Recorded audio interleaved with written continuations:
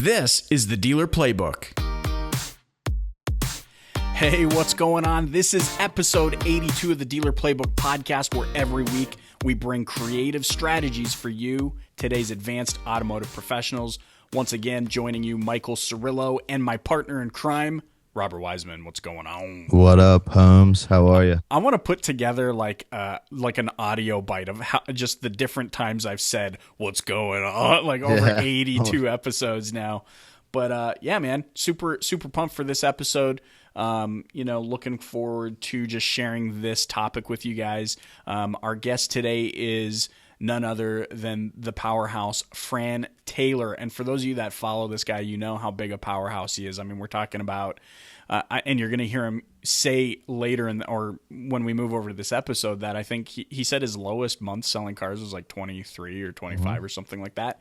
But this is a guy that knows how to sell 50 cars a month. And so, he's helped so many other people out there. I mean, with the groups and the seminars and all those sorts of things, the guy's really, really active, somebody who you should definitely listen to. So if you're at a desk, definitely be prepared to take notes. And if you're in your car, just keep your eyes on the road. This is a hot topic today. Hot topic, man. So I don't know, man. You got anything to say before we hop into we're going to jump into with Fran Taylor on how to sell a car per day. Here we go. Let's do it.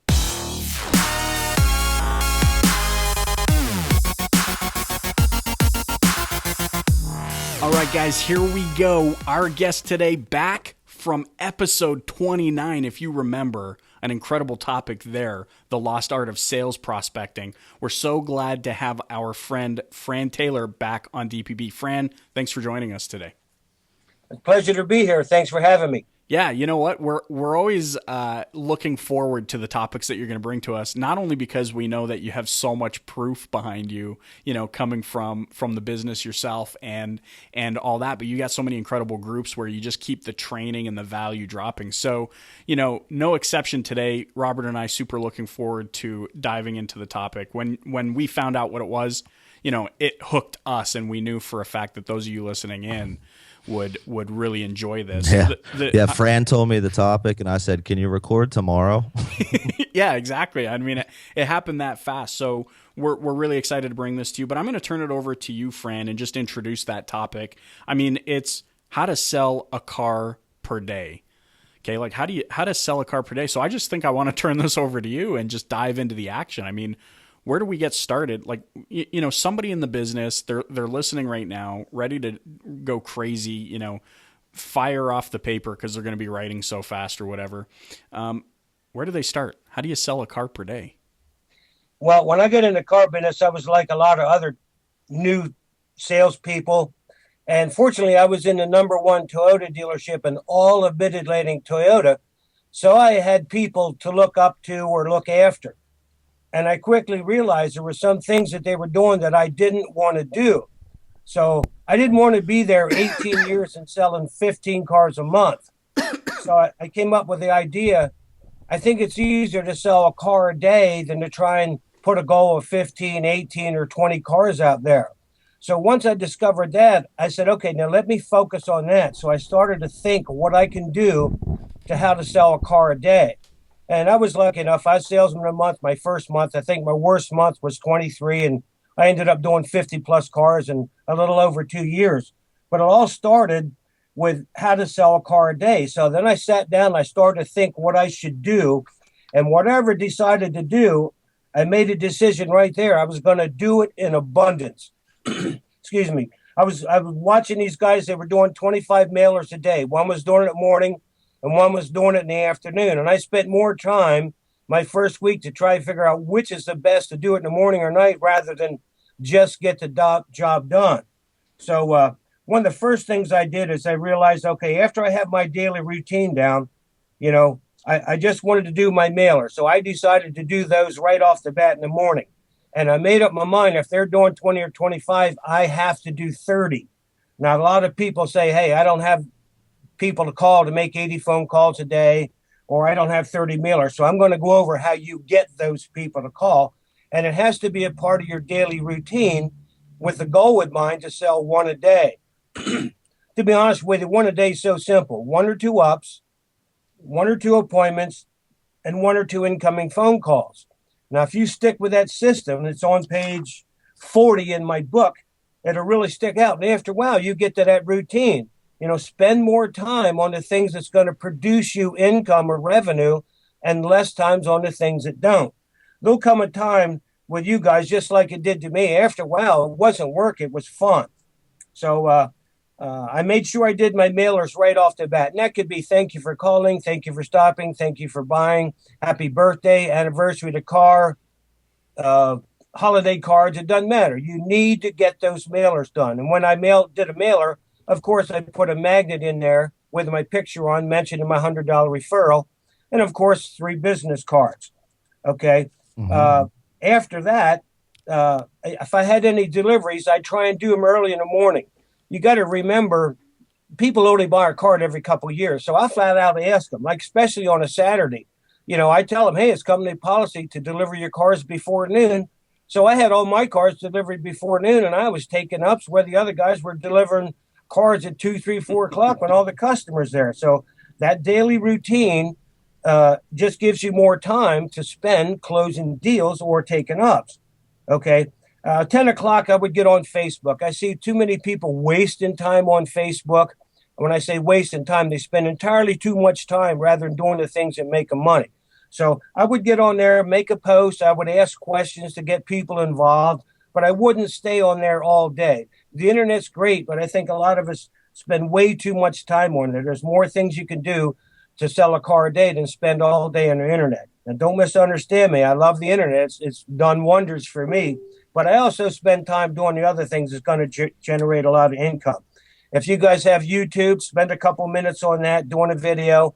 I know one guy, the salesman, he has over 1 million views, and he gets a lot of people from that. It's just another form of promoting yourself. All right. Phone calls. So this is real important. You got to make 60, 80 phone calls a day if you're going to sell 30, 40, 50 cars a month. You can't use the excuse, I don't have anybody to call. What I mean by that is a lot of people will do orphan owners or things like that, and you will have some success at it, but not that much compared to some of the things I'll share with you. So you're talking about calling the people that are your database, and whether or not they even just bought from you or they're hot prospects now, you still want to be just touching those people. Like those can be included in the 80 calls a day, right? Absolutely. Yeah. My goal was to live on repeats and referrals. It didn't take me long to realize people coming in, they beat you up, which is part of the sales process. And then they're 500 over cost, and they want retail for theirs, and they want to go think about it. Yeah, they got the lower percentage. Absolutely. Yep. So I made up my mind. My boss taught me the first week. He said, Fran, there's more customers outside ready to buy than will ever be here at our biggest sale. You just have to go get them. Well, I took that to heart. I mean, I had 15,000 names in my birthday system in 3 years. You don't have to sell somebody a car to send them a birthday card. So my best days were just sitting around calling up, hey, Robert, how you doing? Did you get my birthday card? Da-da-da-da-da. By the way, who do you know looking to buy a new used car? To me, that was fun. And the more I did it, like you said, the more people flocked to me because I took a little bit of time to call those customers back. And a couple of things that are real crucial. You have to have an appointment a day. Like I went out lunchtime. In my book, it says 4 o'clock, but sometimes I went out at 1 o'clock, 2 o'clock. It don't matter. Now, listen how easy it is to sell cars.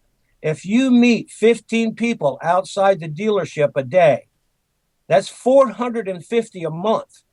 If you only have a 3% close ratio, that puts you at 13 to start the month. The difference is I went and did it, and the other guys rather sat around outside and beat each other up to see whose turn it was. All right, so how do you do what you just said? You go out and meet 15 people. So okay, so you're out at lunch or you're out, roaming around. Tell me how you get these 15 people.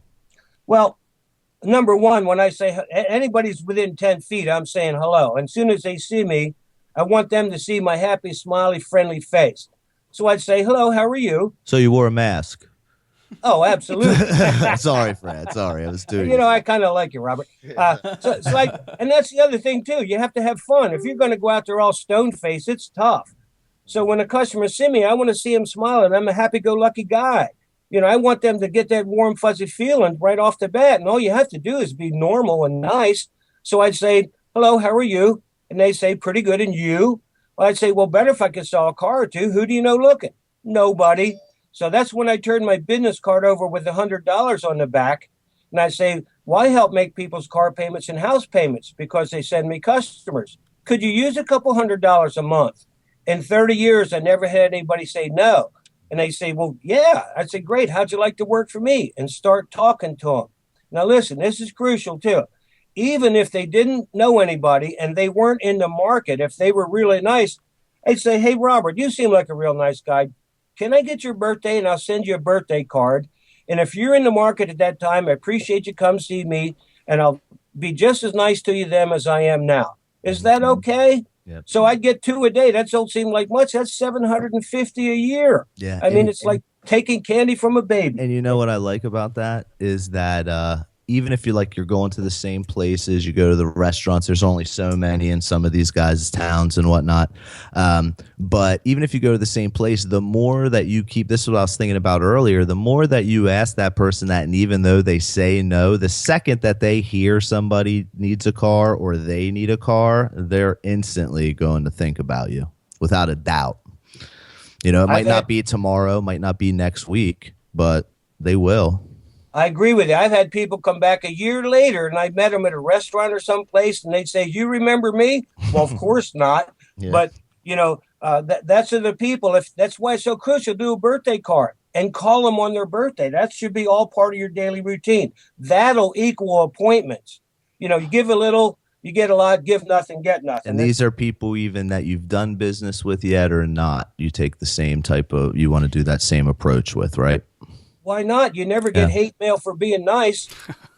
You know what I love about this too, That's though? a good one. I love the fact that, at the onset, your mindset was, I'm going to work so hard that it becomes smart. And then it's eventually, it's fun for me. It's something that you can be passionate about. But it also kind of reminds me of a farmer. Like you were in there, planting seeds like a crazy freak of nature, not expecting that. Well, I mean, maybe expecting that you would find something that was ready to sprout right away, in which it sounds like some cases you did, but you were also like, I mean, the whole birthday play is genius. And I think, even what you said about, hey, I don't have to sell you a car to wish you happy birthday. I mean, I think a lot of people are so inside the box and so just wanting to harvest what's been planted before that they forget about kind of the patience, having fun with the patience and keeping the movement going, not just like planting something once and just sitting there waiting for it to sprout up. So I think that's really, really cool, and something that a lot of people need to remember is that this is a full-on harvest. It's it's the long game. Yeah, man. exactly. It's the marathon, right? I mean, that's the way you're really going to be successful. I mean, if you're just in it to get in and out and make money quick, like I said, go sell crack. You don't need to sell cars if you want to come in and make quick money, right? Well, if you really want to take it to another level, I see it all the time. When it's on my delivery check sheet on page 72, that sheet will make anybody 10 to 20 grand a year extra. And here's what I'm talking about. This should be a part of your daily routine every time you deliver a car. You see, I put the whole family in the birthday system. Not most guys and gals put the buyer in. And if your system doesn't have it, get one who does. You see, if you have a husband and wife and 3 children, and you're only sending the buyer, you're only 20% effective. But man, I'm calling everybody wishing. Parents don't know how to handle it when you call them up and say, hi, this is Fran Taylor from ABC Motors. There's little Billy there. What do you want to talk to him for? What's his birthday? I just want to wish him happy birthday. They don't know how to handle it. And I promise you're probably going to be the only guy that calls little Billy up and wish him happy birthday. And when you're on the phone, usually dad or mom takes the phone at the end. Hey, your last question should always be, hey, by the way, who do you know looking to buy a new used car? I mean, once you figure it out and get into that daily routine and make up your mind you're going to sell 1 a day, man, it really takes off. But I agree with you, Robert. This didn't happen to me overnight. Yeah. And what I like about it is it's like, even if the value again, the more I think about this, even if it's like, man, this guy every time he asks me this, and I never tell him anybody. And some people might be thinking, well, man, every time I ask them and they never tell anybody, I don't want to keep asking them. But every time you ask them, they're still not mad because you're calling for a birthday, being nice. Then you ask them, so it's still kind of charming. And then even if they say no, again, when they're ready or somebody they know is, I guarantee they're going to think about you first. Without a doubt. Yeah, I've never had anybody complain about me wishing them or anybody in their family birthday. It's sort of like in January. My best month was 53 in January with a foot of snow on the ground. Everybody I sent a holiday card to in December, I called them up in January, which is part of my daily routine of making phone calls. I'd say, hey, Robert, this is Fran Taylor from ABC Motors. Did you get my holiday card? Oh, yeah, Fran, thanks. Da-da-da-da-da. My last question would always be, by the way, Robert, who do you know looking to buy a new used car? I mean, it's like taking candy from a baby. If you just make up your mind, you're going to sell a car a day and be willing to do what it takes. Very good. Very good. All right. So we're at lunch. We went to lunch, start doing this. So we come back. We've already lunch, huh? So we're already following up, and we're putting a birthday box. So what else is part of this routine to sell a car a day? Well, the other thing is you have to get prospecting tools working for you. Mm-hmm. I mean, there again, you spend a little, make a lot, spend nothing, make nothing. When I started selling cars, I didn't have nothing. So I lucked out. I had my name on pizza boxes. It cost me $400. I probably made 40,000 from thinking outside the box. You see, God created everybody equal, but nobody said you're going to die that way. You had choices. So I realized the more prospecting tools I had working for me is going to help me sell a car a day. I mean, I had matches with my pictures on, of course, the magnets. I had key rings. I had little mirrors for the women. And I can't tell you how many times women would come in from service and say, hey, Fran, do you have any more of those mirrors? Why, sure. By the way, who do you know looking to buy a new used car? All that stuff I'm talking about gets people to follow you. You see, you got to put the work in for them to follow you. And when they do, I'm telling you, if you just stick with that routine, watch what happens. And you can't just do it one time. I mean, if you go out meeting 15 people a day, watch what happens in 30 days. I can tell you this, it's not happening at the dealerships, and it never is. And you may have a sale, but I never needed a sale. I didn't care. I had enough customers of my own. Yeah.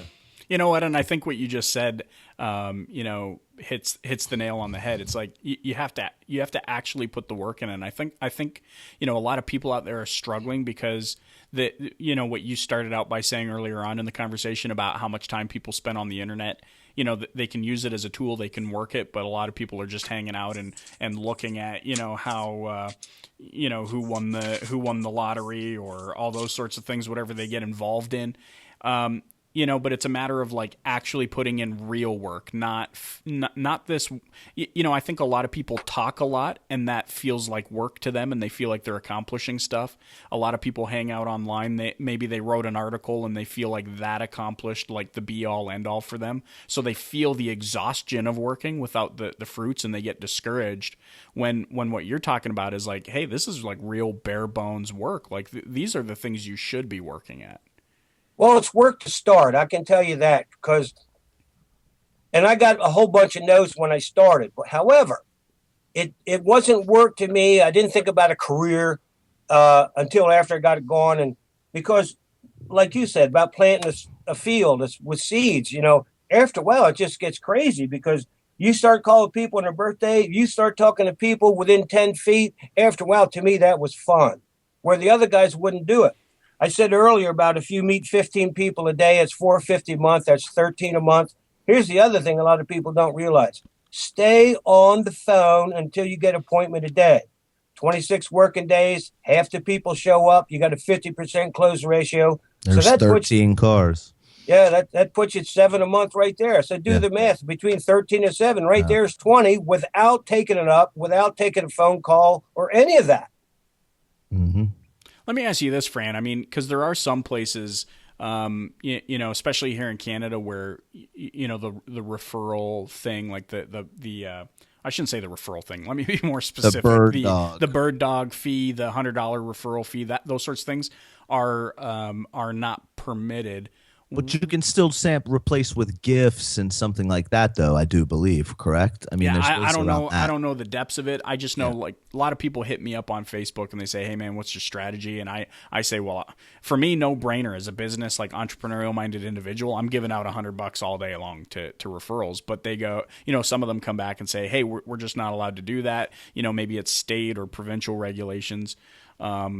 Is that the route? Is what Robert said kind of the route you would go with? Like, hey, I'm going to send you a gift card or try and kind of find a way around it? Or are there other equivalent actions that you could take in exchange for referrals?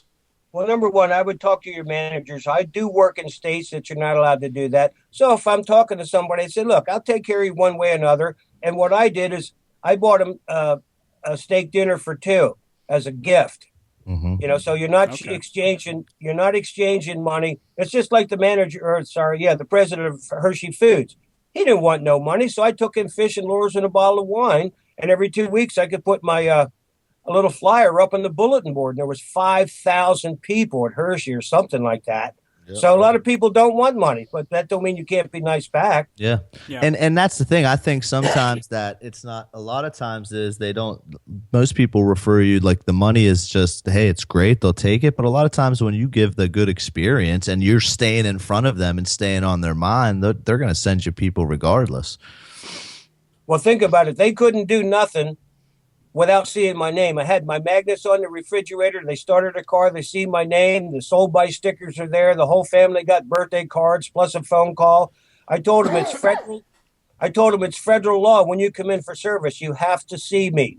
And they'd laugh, and I'd buy a coffee or soda for them and things like that. I made it fun. I mean, I made sure when they were in service, I got up and went to see them. It only takes 2-3 minutes. And I'd say, Robert, are you happy? Everything cool? Yeah. Da-da-da-da. Oh, thanks for the cards, Fran. Da-da-da-da. My last question would always be, by the way, who do you know looking to buy a new used car? That statement alone, that word track alone will make you $10,000 a year if you just ask everybody.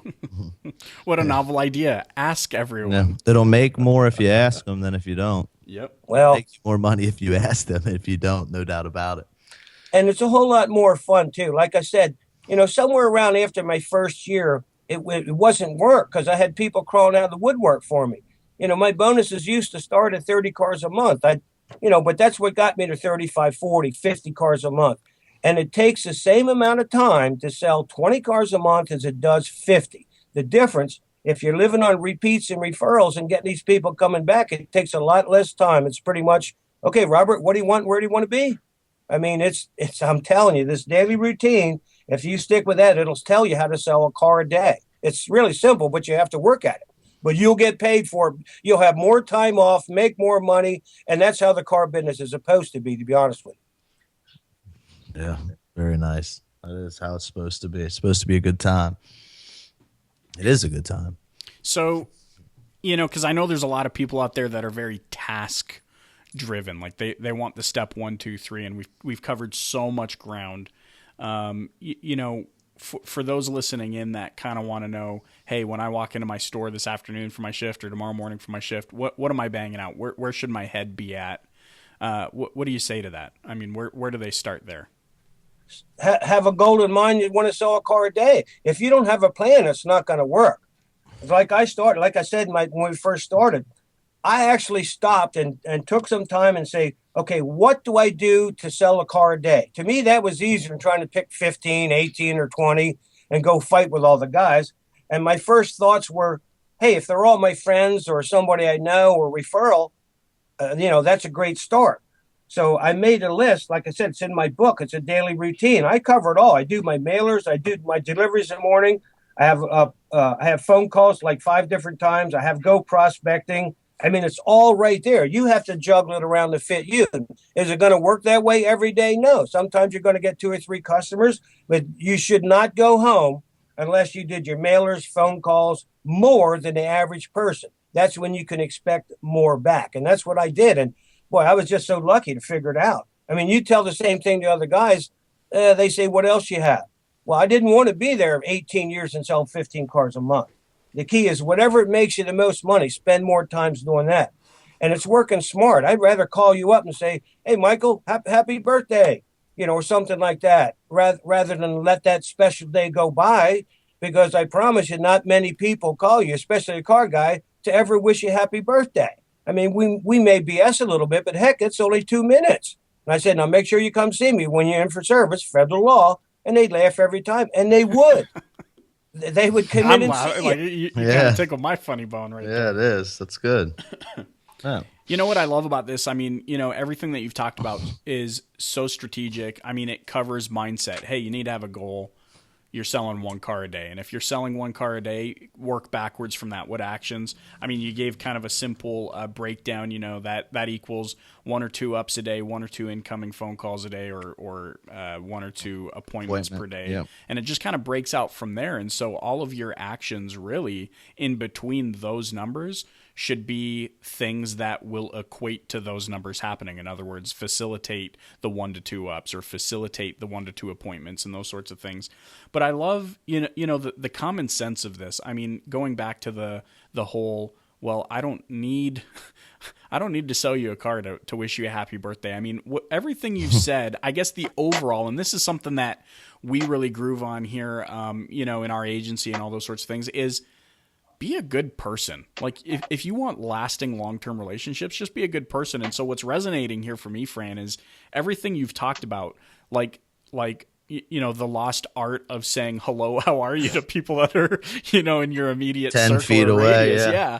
I mean, people don't do that, and so it's an immediate differentiator. And really, again, like I said, everything you've talked about is kind of like, hey, you know what? How can I be a positive influence in this community that I live in so that more people know me? And the reality of it is, for those of you listening in, nobody else is doing this. So you have an immediate advantage if you are the individual, the car sales pro that starts doing this stuff. I mean, you're gonna stand out. You're gonna rise above the clutter, faster and more sustainably than anybody else. No doubt about it. There's one other thing that made me do this, that you see, you're not going to make any changes if you don't have a reason or a purpose. So I remember my first day, I wrote down as my goals: real estate, racehorses, fly around the world hunting, fishing, have my own game reserve by my grandmother's house. The difference between me and those other 25 guys is I was serious about it. So every time I got paid, I put a little bit of money towards each account. And one of my main goals was prospecting account. See, I wasn't afraid to invest in myself where everybody says, oh, that's stupid.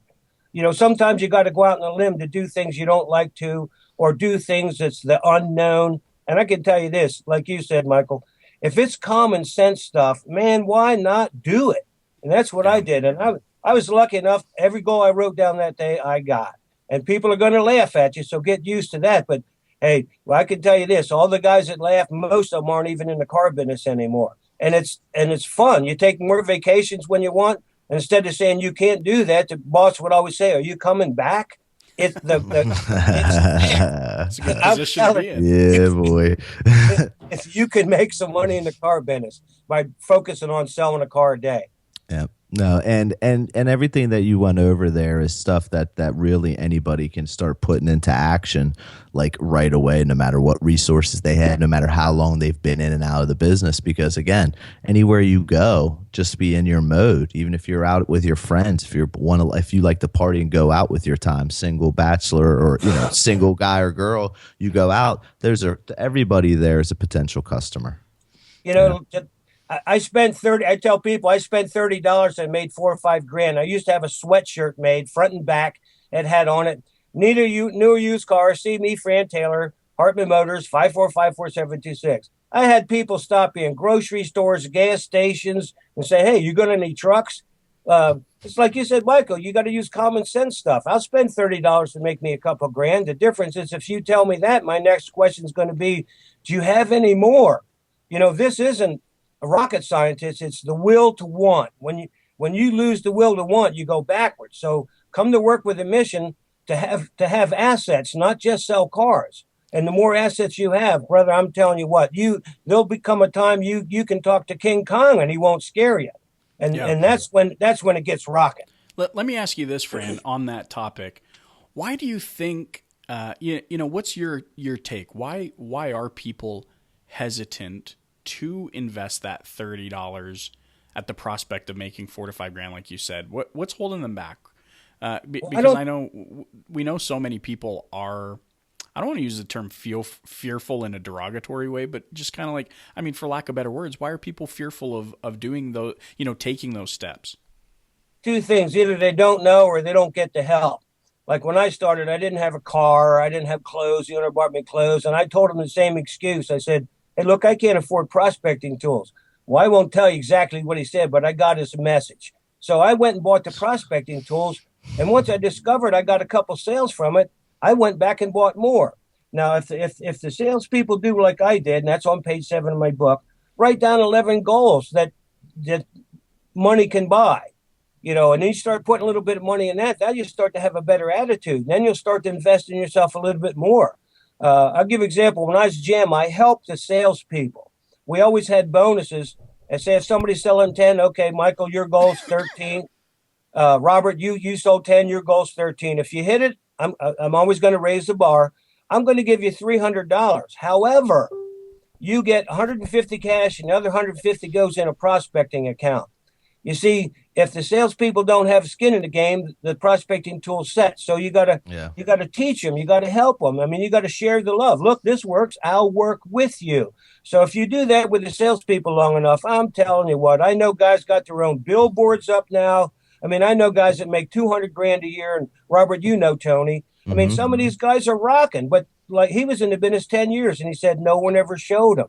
So I don't think. To be honest with you, not many managers, and I'm not knocking the managers. There's nothing wrong with looking for help. The stuff I teach and share with the guys is common sense, down to earth stuff that's guaranteed to work. So sometimes they just need a little love and say, brother, you will do this. It's no different than a TO or a demo. Hey, look, we're going to help you. Go get this stuff and let them pick what they want. Yep. Makes sense. Man, so much information in this episode. I'm going to wind it down just by turning it back over to you again, Fran, just to let everyone know. Because I'll tell you what, it's like I can almost hear like pen to paper and like keys on keyboard with all the notes going on. Yeah, we only got so much time. So, we only got so much time. Where can they catch up with more from you, Fran? Yeah, where do we catch up with you? Well, my website's www.frantaylor.net. I have a lot of stuff on there that for training. I go into it a whole lot more detail. Also, we have a group I started by luck. It's called 30 Sales a Month. I couldn't talk to everybody because I'm busy. So I hooked a couple great guys up that were selling 30, 40 cars a month so they could talk to each other. And heck, right now, in 18 months, I think we got 5,000 people. And you have to be invited in it. It's a special group. It's a secret group. It's called 30 Sales a Month. So if you're my friend on Facebook, I'll try and add you if I can. Yeah. Is it okay if they just send you a message, look you up on Facebook, send you a message, and maybe you'll add them if they're eligible? Oh, absolutely. And they're all car people. I think there's 2 vendors in there. So we don't promote on there. It's all about selling cars. And there's some great people on there, and it's free. Yeah. I learned that from selling cars. If you give a little bit, you get a lot. You don't have to expect it, but it just exploded. We do workshops around the country too, so that's a lot of fun. But anyway, I'll help anybody anytime. My phone's always turned on. If you leave a message, I'll call you back when I can. And you're going to be, and Fran's going to be at NADA too. And actually, Michael and me will be hanging out with him a little bit over there. He's at booth. What is it, Fran? 5815 North, right? That's correct. Yeah. So you can catch up with them there, catch up with me and Michael if you're going to be in Vegas. And that's the end of next March, right? Yes. As we're recording this, that's next month. Awesome. Right on, man. Hey, Fran, thanks so much for being on the show. Just power bombs left, right, and center. I say this a lot, but I actually got four or 5 pages here of notes. Yep. So thanks so much for being on the show with us today. Thank you for having me. Thanks, Fran. Okay, bye.